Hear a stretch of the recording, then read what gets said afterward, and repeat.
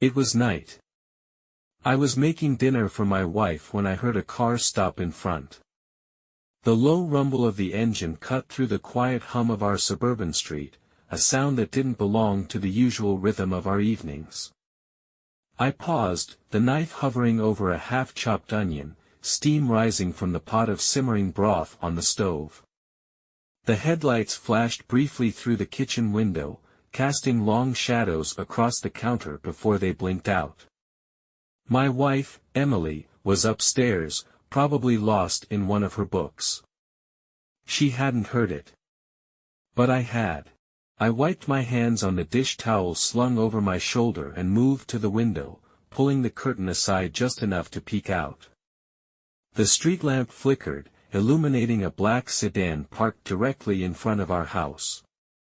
Its sleek, polished surface gleamed under the dim light, but the windows were tinted so dark I couldn't see inside.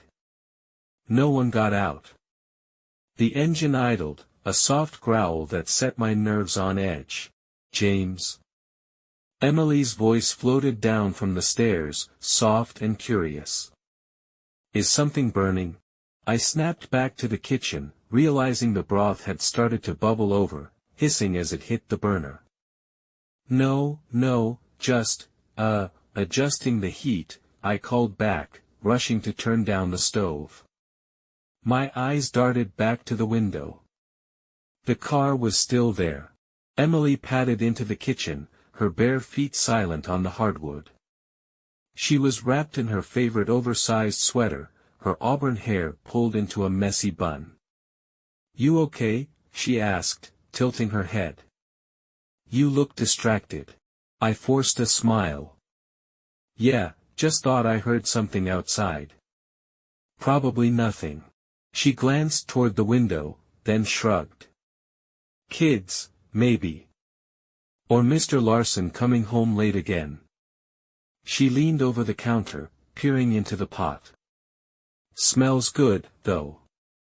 You're spoiling me tonight." I laughed, but it sounded hollow even to me.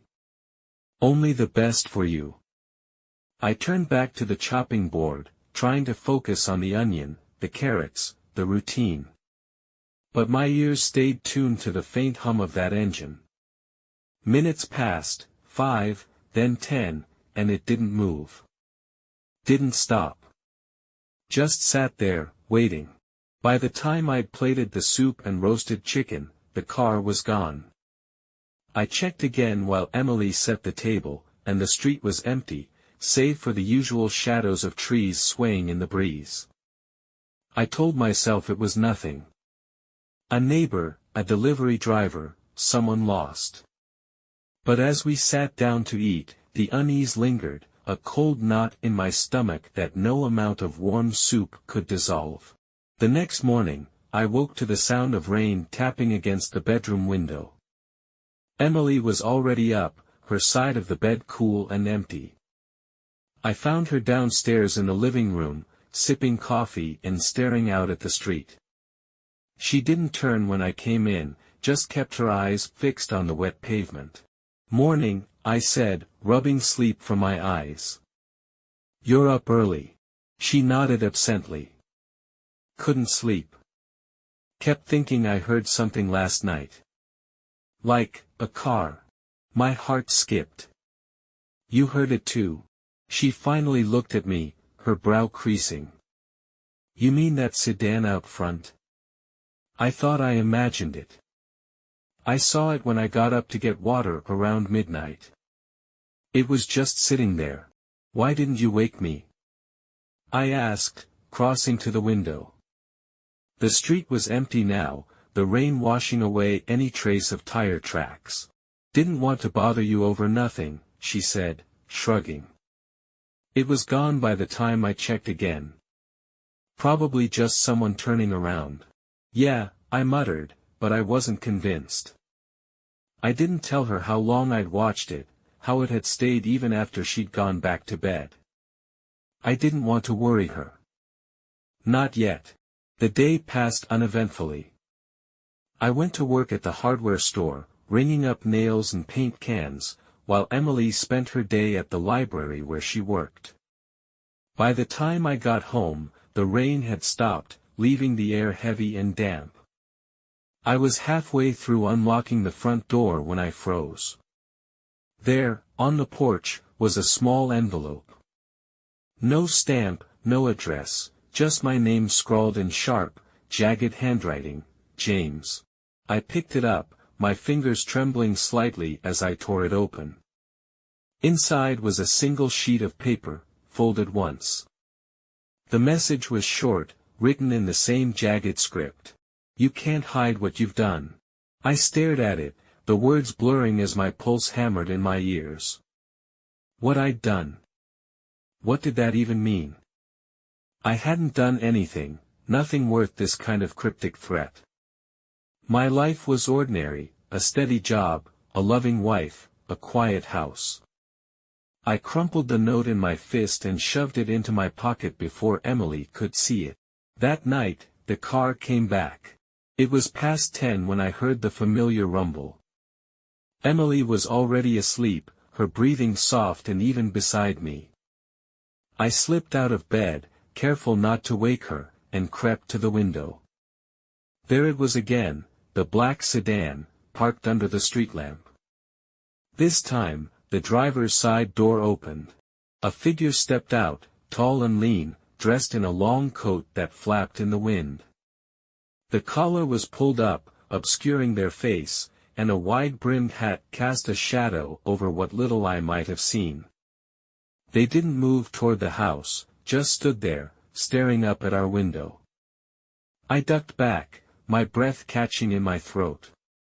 When I dared to look again, they were gone, and the car was pulling away, taillights fading into the dark. I didn't sleep after that. I sat up in the armchair by the bedroom window, the crumpled note burning a hole in my pocket. My mind raced, turning over every possibility. Was it a prank? A mistake? Someone from work with a grudge? But nothing fit.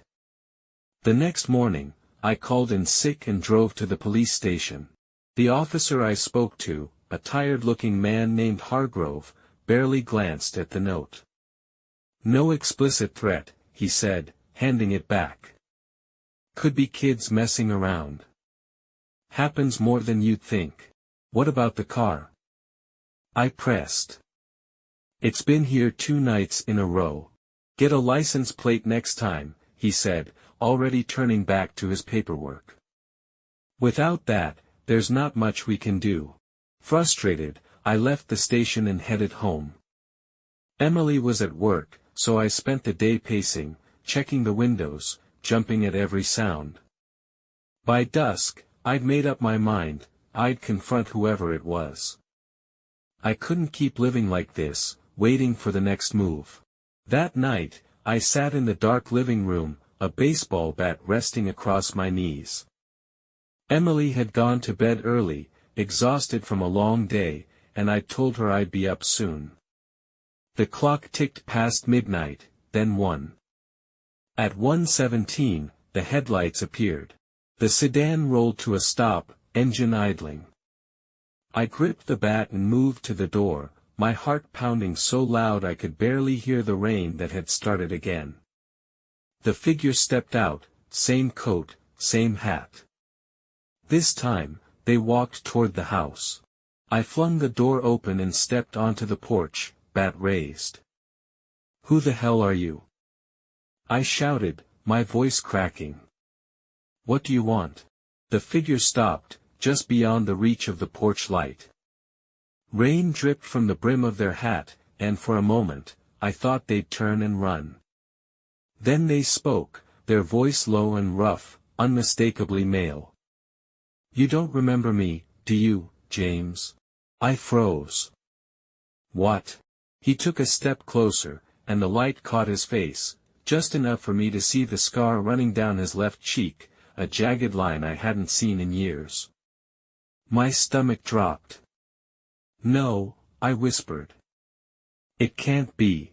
10 years, he said, his voice trembling with something between rage and pain.